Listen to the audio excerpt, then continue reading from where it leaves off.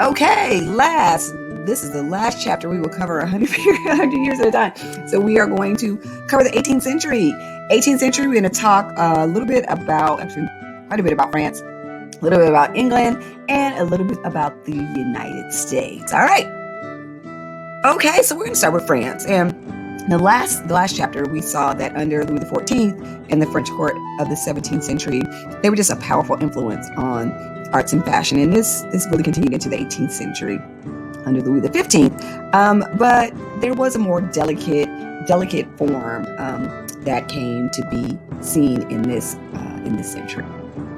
After the death of Louis XIV, this period in France is known as the Regency because Louis XV became king at the age of 5. So as he grew up, he just was really he didn't have the emotional or intellectual capacity really, or the desire to really rule the country. So as a result, France ended up in a series of wars.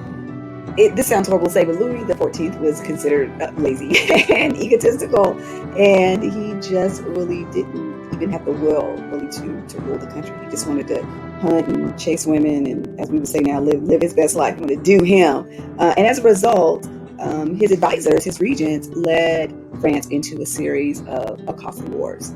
So what happened, right? These conflicts just really didn't bring anything but defeat and debt to the country, and his half-hearted efforts never really succeeded in solving the nation's financial crisis. And the lifestyle that he enjoyed was so lavish and contrasted sharply with the lives of ordinary citizens. And he died as one of the most hated and despised French kings for many generations.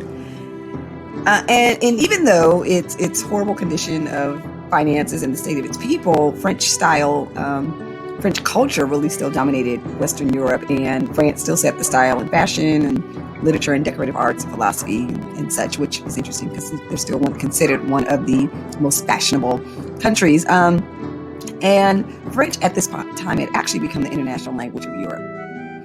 And then we get to Louis' successor, his grandson, Louis XVI, who was well-meaning and pious, but he enjoyed hunting and some of the fineries in life, but he had a immature 14-year-old Australian princess, Marie Antoinette, who really had an intense dislike for French customs. So with the lavishness of the court and the suffering of the French people and the just lack of care or inability to have any empathy from the French monarchy and wealthy aristocrats, ultimately led to what we get at the end of this period is the French Revolution. And the French Revolution not only transformed France, but transformed Western Europe and ultimately the world. So while there's all this turmoil going on or beginning to develop in the French court, the British, on the other hand, were expanding their empire, and they were establishing colonies all over the United States and India. And, dress wasn't centered as much on the monarchy, but more centered in fashionable towns such as London. In England, the expansion of the empire brought new types of goods to the country and really just expanded the aristocratic and the merchant class, and really had a change that moved from the monarchy being the center of the government to those that were generating wealth being the center of political life. So what's happening in the American colonies? And, at the first part of this century, we weren't even colonies yet. We were just some unincorporated areas under the British, French, and Spanish crown. But by the time we get to the end of this period, we are a fully formed group of colonies that are fighting for our freedom from the monarchies that ruled them. So these colonies were often established as an escape, a way to have religious freedom. So we talked about the Puritans in the last chapter, and also the Quakers. The Quakers came as well.